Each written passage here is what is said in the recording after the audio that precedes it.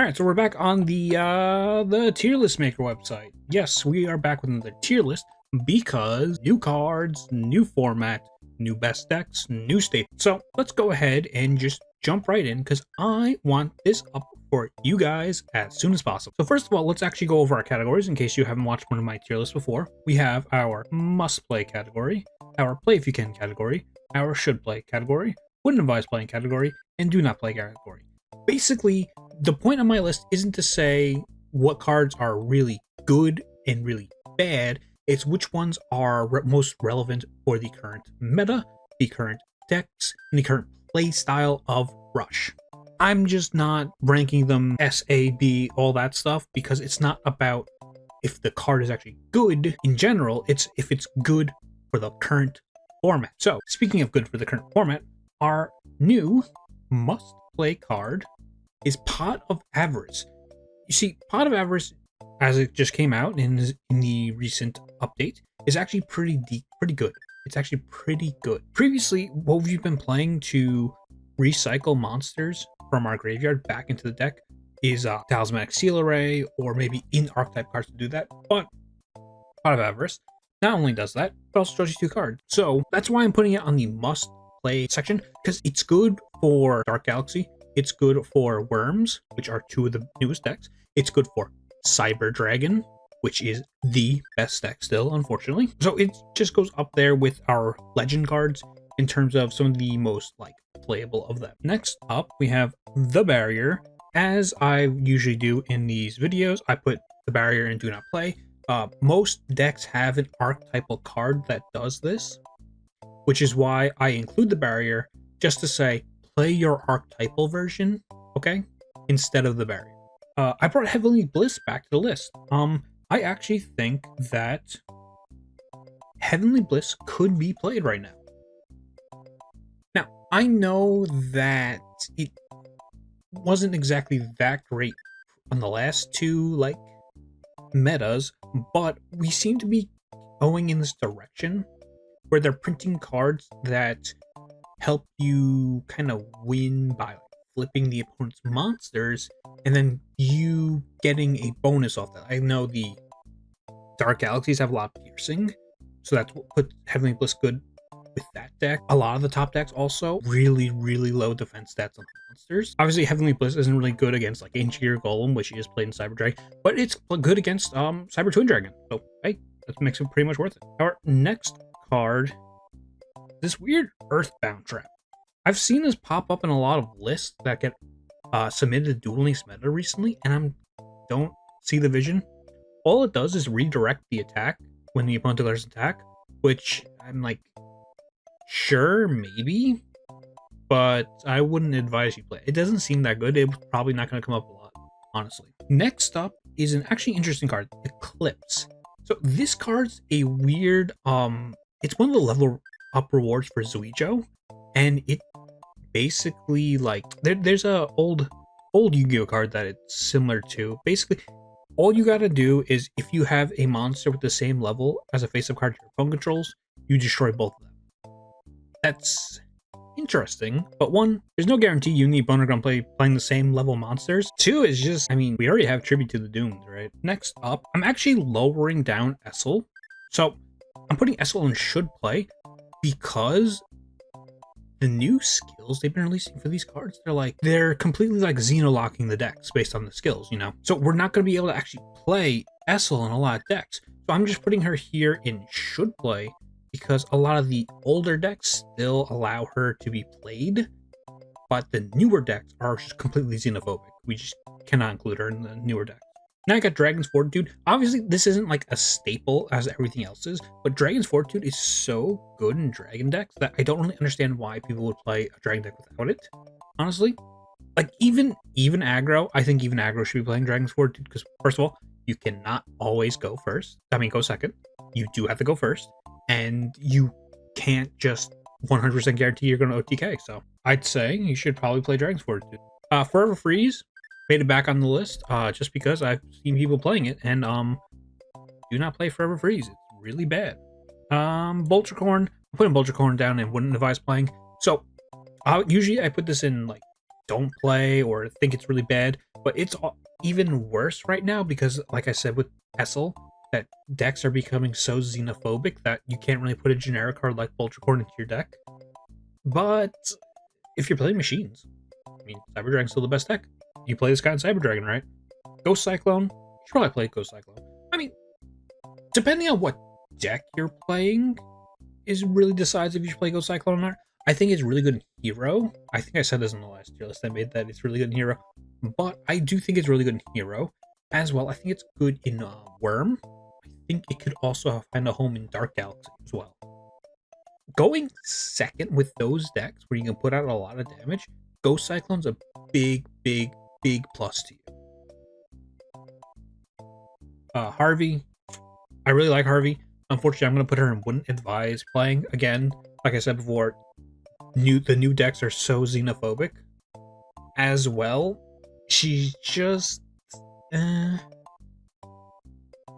not great.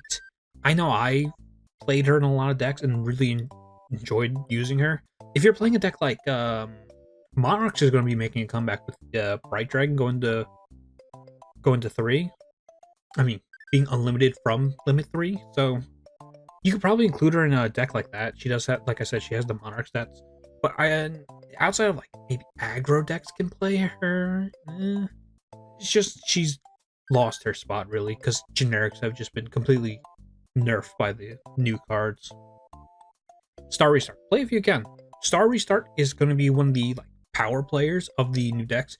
It's playable in pretty much every fusion deck because almost every single fusion deck released requires a normal monster for the fusion materials.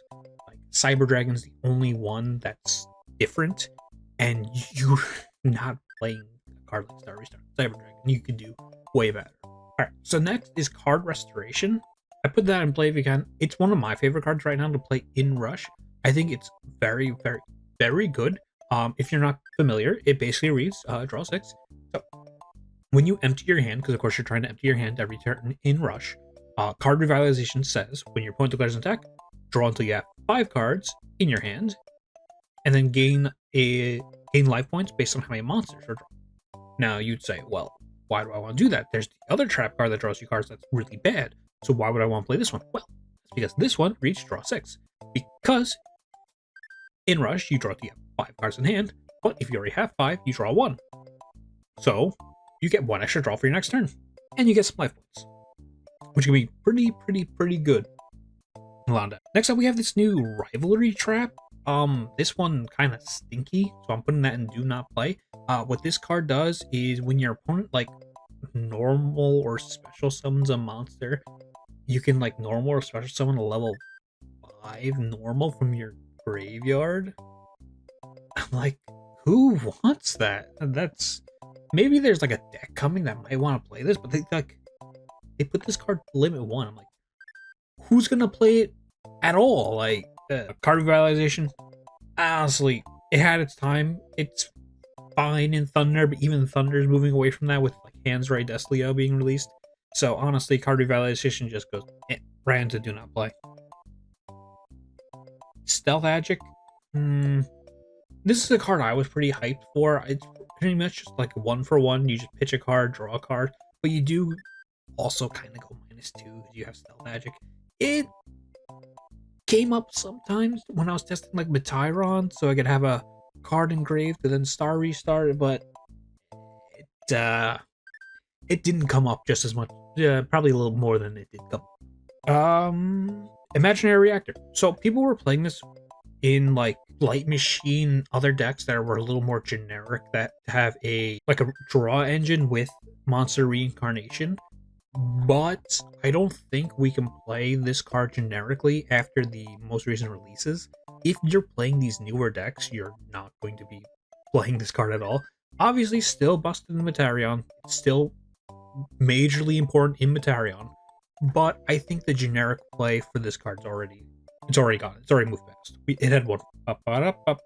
Negate attack. Play negate attack if you can. It's the best card in the game. Musical Princess Recital. I'm gonna put that in. Wouldn't advise playing. So I was just thinking about putting it in Do Not Play, but honestly, frequently in the new Worm deck, the new Psychic deck, and the new Dark Galaxy deck, you do wind up being in situations where you do kind of just end on one monster. So maybe Musical Princess could come up, maybe. But then you have to think, you have to be in the situation where you only have the one monster. You have to be in the situation where you only have Musical Princess. So it's like, yeah, it's fine. It's fine. I just would say play something better. Trap Hole. Okay. Trap Hole, I wouldn't advise playing if you are at a high rank. The more likely you are to see Cyber Dragon, the less I say to play Trap Hole. If you are a very low rank, I would almost put Trap Hole to play if you can. Alright? So the reason I say that is because Trap Hole is so good against Dragon Aggro, Dragios Turbo, Aggro, just all these weird beatdown decks that just get completely stomped out if you Trap Hole their like beater. Obviously, the higher rank you go, the more likely you are to run into like special summon decks, which is why I'm saying, play it at a low rank, do not play it at a high rank. Reincarnation, it's one of the best legend spells, but play it if you don't have if your deck doesn't need tribute or doesn't need avarice. So if you're playing something like Psychic or Materion or Sidra, I would say you should probably play Monster Reincarnation. Sidra is a little it has options. It has a lot. I don't even know why I put Warrior Returning Alive on the list. If you're playing Hero, you have to play this card, but that's the only deck that can play this. I mean, there's the other Warrior deck, the new one that came out before the recent cards released, but that deck's just So if you're a Warrior deck, play this. If you're not a Warrior deck, obviously don't even think of it. Cosmatic Seal Ray.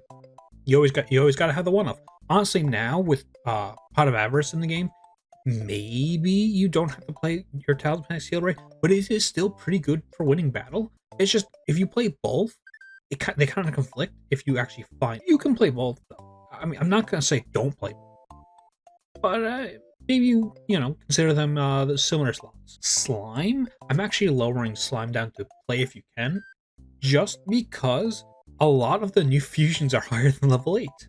So Slime ends up being offline a whole lot, and you will just die if you can't use the Slime, because they're killing you.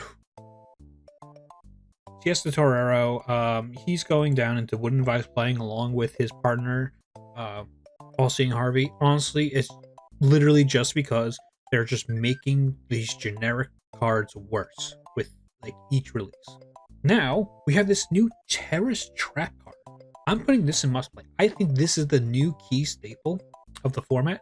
If you're not familiar with what this does, is when the opponent special summons a monster from hand or graveyard, you can target monsters whose total level equals 12 and flip them face down.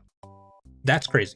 So if your opponent goes, if you're fighting Cyber Dragon, of course they go Special Cyber Dragon, you go, okay, put the Cyber Dragon face down, and now that is no longer a named Cyber Dragon, so they cannot tribute or fuse. They can't tribute it as Cyber Dragon, right?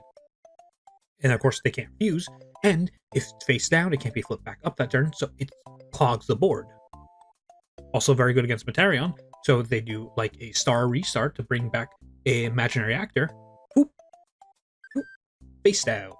And there goes that actor. Hard counter for Materion, and it's a very good card. Secret Order. If you're playing a deck with level 7 normal monsters and you're not playing Secret Order, I do not know what you are doing. Sword and Shield. Sword and Shield actually is making a comeback. Like I said before, with the newer monsters having such low defense compared to their attack, Sword and Shield has actually been popping up in deck lists now to pretty much just beat over all those monsters.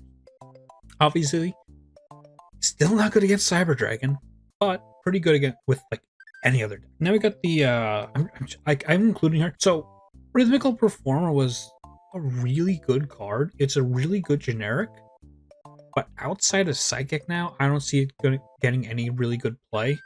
Like I said, I've said this 7 times already this video. They have completely gone away from the generics. The decks are so xenophobic that it's just not going to be playable. Now we have Widespread. If you can't play Negate Attack, play widespread. It's still good. Dark Galaxy does counter this card, but and the other decks don't. Like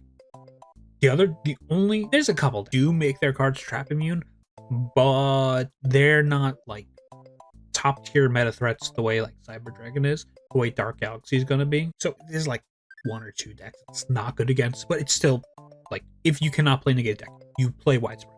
Okay. And then last but not least, Tribute to the Doomed. If you are unsure of what legend spell to play, you got 3 really good options with Avarice, Reincarnation, and Tribute. So I'd say, hey, hop on, grab one of those, and play that. Pretty simple. And then last but not least, I see I have a second Siesta Torero. Don't know how he got there. Anyway, so this is the list. Here's the list. This is the tier list. These are the current staples that I say are the most important for you to be taking a look at for Rush. Now, if you were curious, some of these are actually locked behind like bundles. So part of this reason for building the list like this is so you know which bundles you should kind of be going for. Anyway, all that said, I am trying to edit this and upload this within the same day, so that's all from me. Thank you for watching. Subscribe to the channel, comment, like the video. Anyway, goodbye. Goodbye. Goodbye. Goodbye.